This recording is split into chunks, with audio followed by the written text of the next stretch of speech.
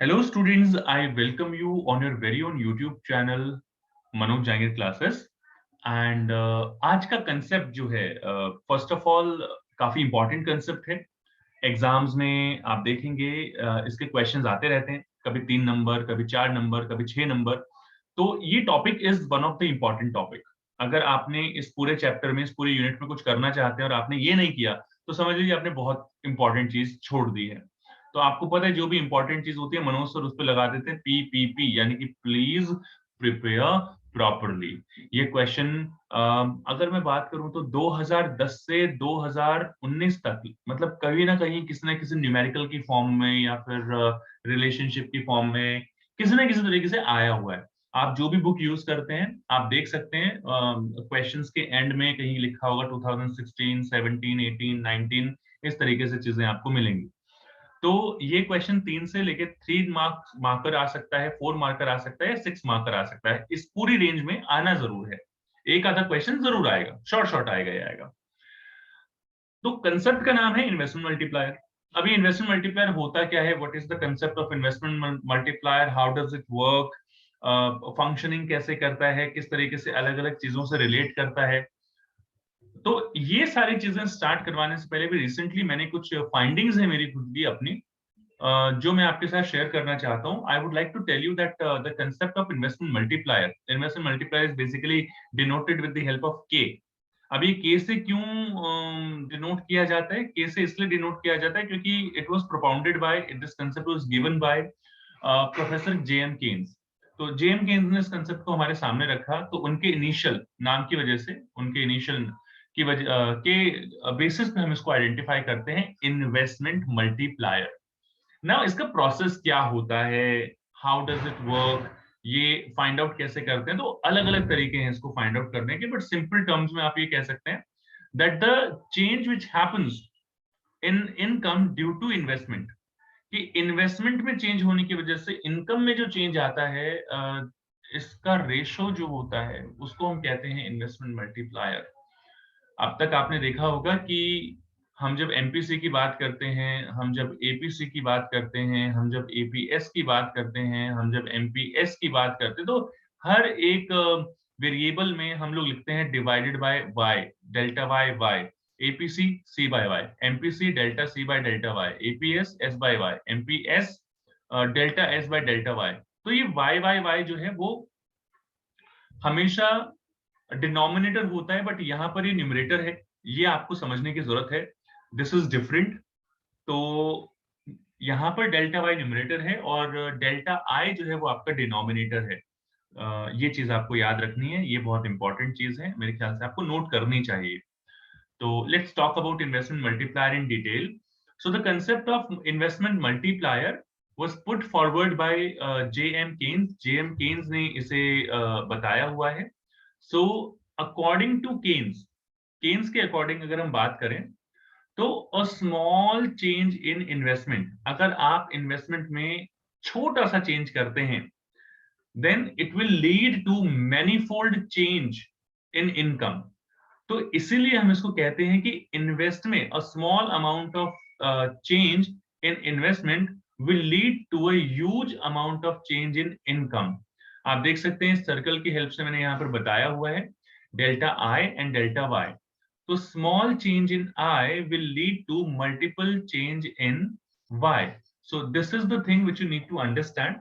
अब एक और चीज मैं आपको यहाँ पर बताना चाहूंगा कि केन्स ने ही हमें एक लॉ दिया था, साइकोलॉजिकल लॉ ऑफ कंजम्पशन, जिसमें उन्होंने बताया था कि जब इनकम इंक्रीज होती है, when income increases consumption also increases. इस तरीके की बातें बताई थी। यहां पर जो है इन्वेस्टमेंट मल्टीप्लायर में उन्होंने एक तरीके से मैग्नीट्यूड बताया है कि इफ योर इनकम, हालांकि इनका कोई रिलेशन नहीं है, but I am just telling you this thing because JM Keynes ने हमें काफी सारे कंसेप्ट दिए हैं। So here, in case of investment multiplier, it tells us the magnitude of change in investment. It tells us the change in magnitude of income due to change in investment. यानी कि सबसे पहले क्या हुआ, delta आई, investment में change आया, investment में change आया, देन आपकी इनकम में चेंज आया, इनकम में चेंज आया, देन आपका कंजम्पशन चेंज हुआ, फिर किसी का कंजम्पशन किसी और की इनकम, तो फिर ये प्रोसेस जैसे delta Y, delta C, delta Y, delta C इस तरीके से चलता जाएगा। सो बेसिकली इन्वेस्टमेंट में छोटा सा चेंज आने की वजह से इनकम में बहुत ज्यादा चेंज आ जाते हैं, जिसको हम इन्वेस्टमेंट मल्टीप्लायर बोलते हैं।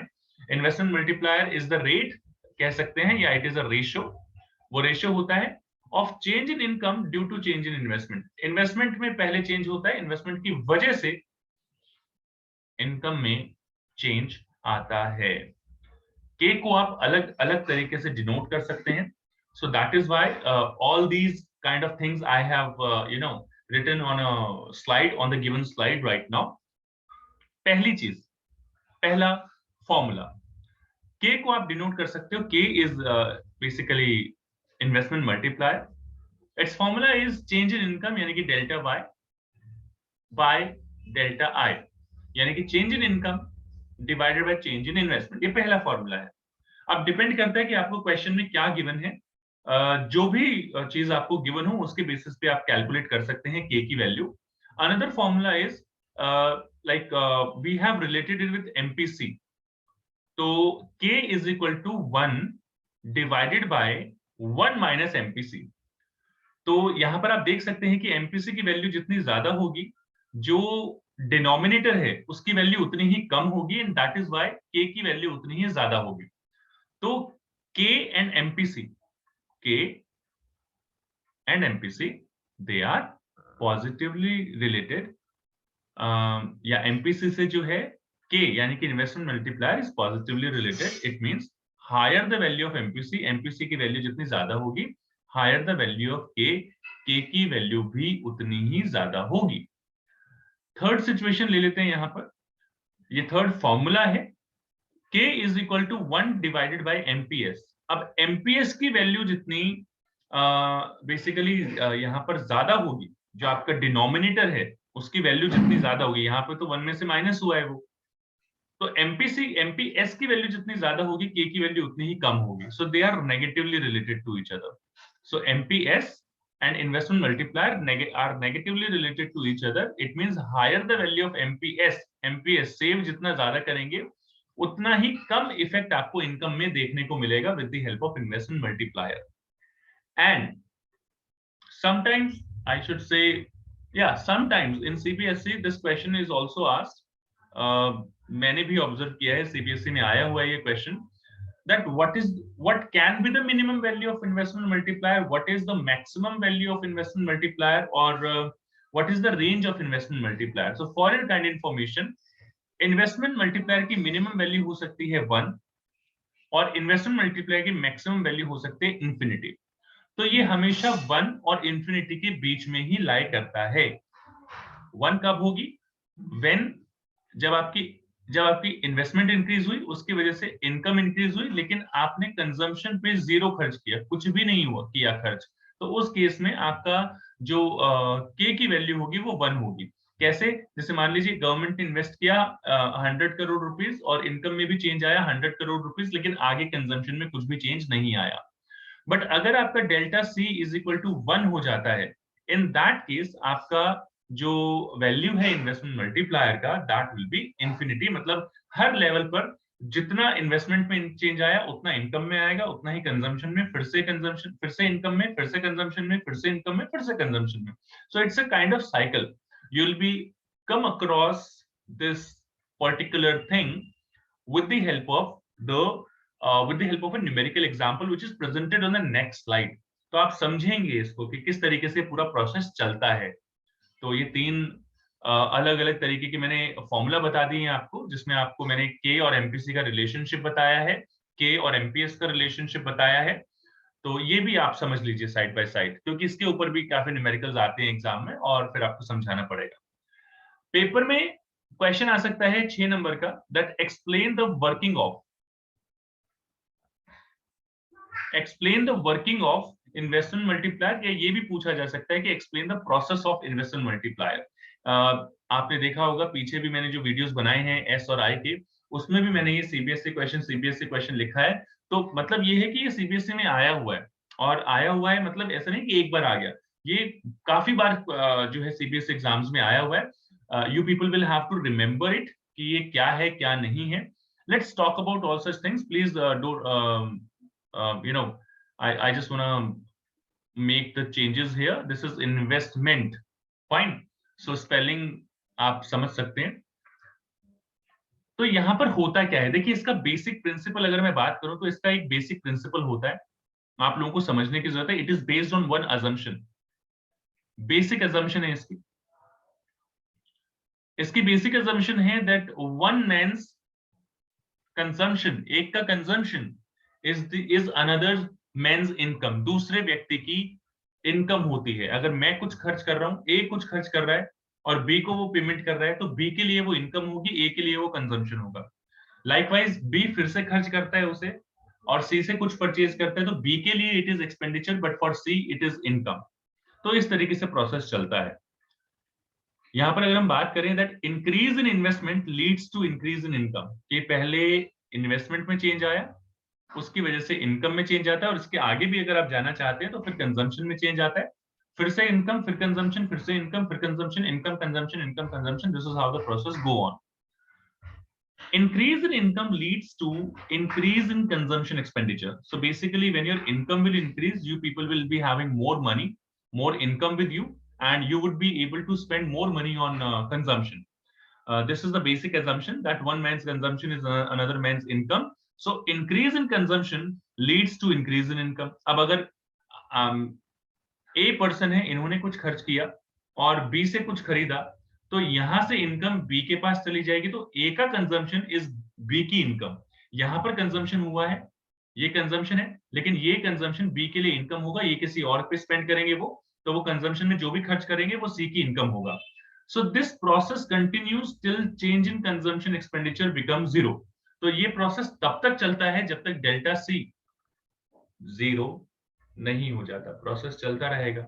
डेल्टा आई, आई क्या करता है, एक स्टार्ट कर देता है गाड़ी को, उसके बाद में वाई में इनकम में चेंज आता है, इनकम से कंजम्पशन में चेंज आता है, और फिर वही delta Y delta C, delta Y delta C, this process keeps on going. और ये तब तक चलता है जब तक कि आपका डेल्टा कंजम्पशन यानी कि चेंज इन कंजम्पशन जीरो के इक्वल नहीं हो जाता.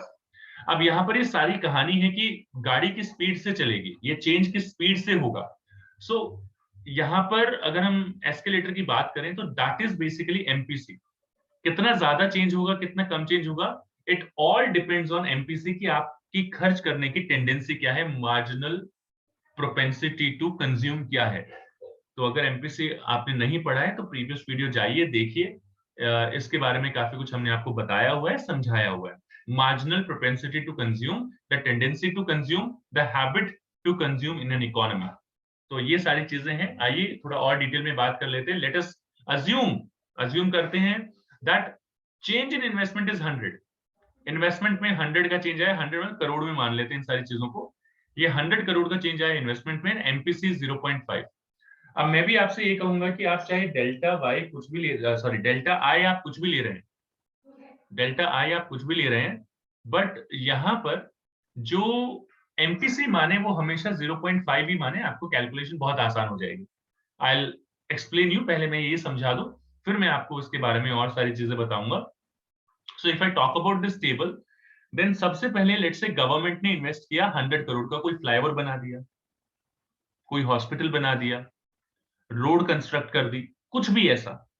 So let's say government has injected 100 crore rupees in the economy, and because of that जिसको टेंडर मिला होगा, जिस पर्सन ने फ्लाईओवर बनाने के लिए टेंडर भरा होगा, उसको 100 करोड़ रुपए मिलेंगे. और बाय डिफॉल्ट हमने माना है कि उसकी एमपीसी जो है, उसकी खर्च करने की जो टेंडेंसी है, जो हैबिट है, वो है 0.5. तो 100 में से 50 रुपए वो खर्च कर देगा, यानी कि डेल्टा सी आ जाएगा. और ये जो बच गया, आप बनाना चाहें ये कॉलम तो बना सकते हैं, अन्यथा इसकी कोई जरूरत नहीं है. सिंपल सी बात है, अगर डेल्टा सी 50 है तो बाकी का बचा हुआ डेल्टा एस ही होगा.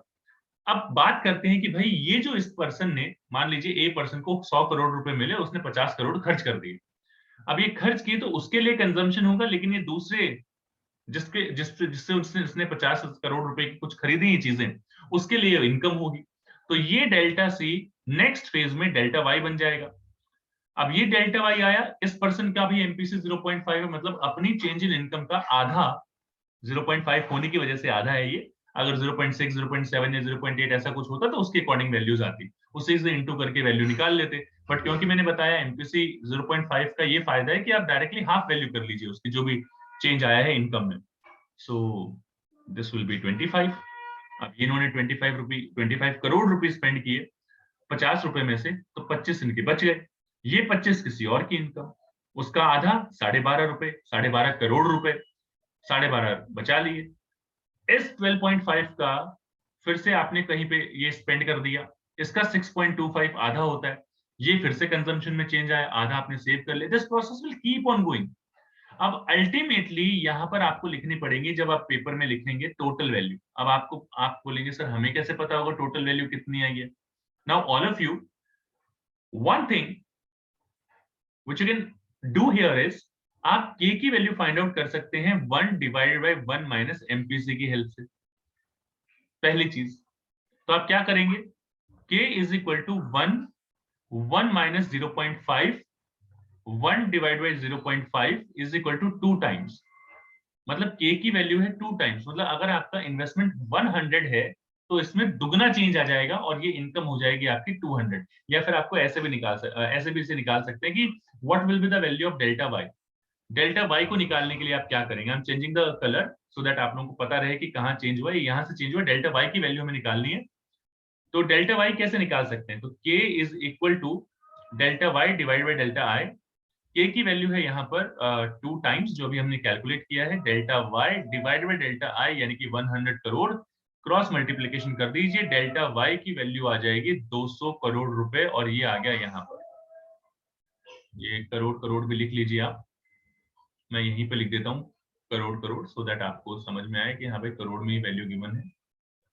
सो ये यहाँ 200 आ गया, क्योंकि आपका एनपीसी हाफ है तो 100 यहाँ आ गया और बाकी का बचा हुआ सेविंग में आ गया। भाई ये इसका पूरा एक आइडिया है कि किस तरीके से प्रोसेस चलता है, किस तरीके से चीजें काम करती हैं। Now the thing is that कि अभी तो मैंने इसे बताया है, तो यहाँ पर आप ये भी ले सकते हैं कि मान लीजिए डेल्टा वाई आप सॉरी डेल्टा आई अगर आप लेना चाहें तो इसको 800 करोड़ ले लीजिए, आपकी मर्जी। उसके पहले फेज में इनकम में भी 800 करोड़ का ही चेंज आएगा। डेल्टा सी अगर आप हाफ मान रहे हैं भाई 0.5, तो 400, फिर ये 400 किसी और की इनकम होगी, इसका 200, फिर ये 200 किसी और की इनकम होगी, 100, फिर ये 100 किसी और की इनकम होगी, 50, फिर ये 50 किसी और की इनकम होगी। This process will keep on going. ये तब तक चलता रहेगा जब तक कि आपका डेल्टा सी जो है जीरो नहीं पहुंच जाता। और 3 घंटे के सीबीएसई के पेपर में अगर आप ये पूरा बनाते रहेंगे ना टेबल, तो भी ये खत्म होने वाला नहीं है। तो इट्स बेटर कि आप डैश डैश डैश कहीं पे लगा के और फाइनल वैल्यू, टोटल वैल्यू लिख दीजिए। कैसे फाइंड आउट करनी है, टेक्निक आपको मैंने बता दी है।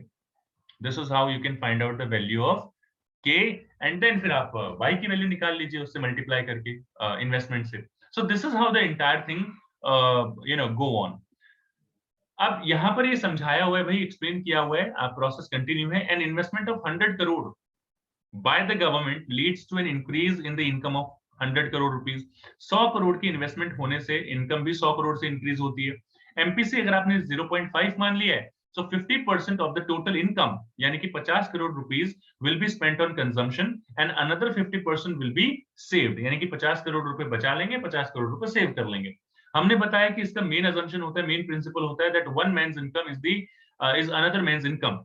सो consumption of 50 crore creates an additional income of rupees 50 crore. जो आप 50 करोड़ खर्च कर देंगे वो किसी और की इनकम होगी, उसका भी एमपीसी 50% है, उसमें से वो भी 25 करोड़ खर्च कर देगा और 25 करोड़ बचा लेगा। So this process will go on until consumption becomes zero, as MPC is 0.5 and investment is 100 crore, the income generated, ये मैंने टोटल में बताया है क्योंकि k की वैल्यू यहाँ पर 2 आएगी, एंड बिकॉज ऑफ दैट आपका ये जो इनकम की वैल्यू होगी डेल्टा वाई की, चेंज इन इनकम की वैल्यू होगी 200 करोड़। इस तरीके से पूरा प्रोसेस काम करता है। काफी सारे बच्चे सारी चीजें कर लेते हैं, लेकिन डायग्राम बहुत कम आपके साथ डिस्कस किया जाता है। अगर हम डायग्राम की बात करें, मैं अभी भी आपसे कहना चाहूंगा कि अगर आपको कोई डाउट है, कोई इशू है, आप कमेंट सेक्शन में कमेंट करके बता सकते हैं, so that I can take your doubt in the running video and I will let you know अगर कोई आपको इशू होता है, अगर कोई आपकी प्रॉब्लम होती है। तो काफी फायदे हैं इसके बेसिकली। एक, बाकी बच्चे भी जो देख रहे हैं उनको भी क्लियर हो जाएगा, कोई इशू नहीं आएगा। बाकी इससे रिलेटेड वीडियोस तो डिस्क्रिप्शन में मिल ही जाएंगे। बाकी कार्ड सेक्शन में भी यहाँ पर ये जो आई टाइप ऑफ है, इसको कार्ड सेक्शन बोलते हैं, यहाँ पर भी आप क्लिक करेंगे तो काफी सारे वीडियोस आपको मिल जाएंगे। तो यहाँ पर डायग्राम की बात कर रहे हैं हम। तो डायग्राम की अगर हम बात करें तो an increase in investment leads to the shift of AD curve from AD to AD1। ये आपका एडी है, ये वाला एडी है ये, और यहां से हो जाता है AD1। अब यहाँ जो चेंज आया है, this change has come because of I, delta I. So as a result the income increases from OM to OM1। पहले इक्विलिब्रियम यहां पर था OM तक, ये OM, और अब OM1 हो गया। So increase in income is greater than increase in investment. अब यहां पर जो, अगर आप के को कहें तो के को आप ये कह सकते हैं, यहां पर अगर इसका कोई नाम डिसाइड करना हो, इसको कह सकते हैं डबल एज स्वॉर्ड। बेसिकली ये जो है आपकी दो धारी तलवार की तरह काम करती है। कैसे काम करती है, जस्ट ट्राई टू अंडरस्टैंड कि इनकम, सॉरी, इन्वेस्टमेंट के इंक्रीज होने से अगर आपकी इनकम डेल्टा वाई जो है इंक्रीज हो जाता है, तो don't forget all of you, don't forget ये रिवर्स भी काम करता है, ये उतना ही खतरनाक है। तो अगर आपका डेल्टा आई अगर आप चेंज कर देते हो, ये नेगेटिव है, तो आपकी इनकम भी मल्टीपल टाइम्स डिक्रीज हो जाती है। इस चीज का ध्यान रखिएगा। This is why it is known as double edge sword, दो धारी तलवार बोला जाता है इसको, क्योंकि अगर ये इन्वेस्टमेंट में चेंज होने की वजह से it can increase the income multiple times, then due to decrease in investment it can decrease the income multiple times as well. तो छोटा सा आप यहाँ पर इन्वेस्टमेंट जो है चेंज करते हैं, उसकी वजह से आपकी इनकम में देखिए कितना ज्यादा चेंज आ जाता है। आप देखिए यहाँ पर इन्वेस्टमेंट की वैल्यू देखिए, डायग्राम में भी दिखाई गई है, यहाँ पर ये इतना सा चेंज आया है जिसकी वजह से आपकी इनकम मल्टीपल टाइम्स, मेनीफोल्ड इंक्रीज हो गई है। यहाँ पर से डेल्टा आई का कमाल है बेटा, डेल्टा आई का कमाल है ये बस। तो this is what I wanna tell you in this video. I hope so you people must have enjoyed, समझ में आया होगा, वीडियो अच्छा लगा। एक चीज जो आप कर सकते हैं which is absolutely free, channel को सब्सक्राइब कर सकते हैं, और कोई डाउट है तो कमेंट सेक्शन में पूछ सकते हैं। और अगर आप हमें फॉलो करना चाहें तो मनोज जांगीर क्लासेस के नाम से FB और इंस्टा पर अवेलेबल है हम लोग, आप हमें फॉलो कर सकते हैं। कार्ड सेक्शन में वीडियोस अवेलेबल हैं, नीचे डिस्क्रिप्शन में व्हाट्सएप, टेलीग्राम और बहुत सारे related videos, IED, macro economics, कुछ इंपॉर्टेंट क्वेश्चंस, ये पढ़ा क्या सीरीज काइंड ऑफ जो हमने बनाई है आपके लिए, ये सारी चीजें अवेलेबल हैं। तो जाइए, चेक कीजिए, लुत्फ उठाइए, स्क्रॉल कीजिए। बाकी मिलते हैं नेक्स्ट वीडियो में। Till then keep watching Manoj Jangir classes, all of you.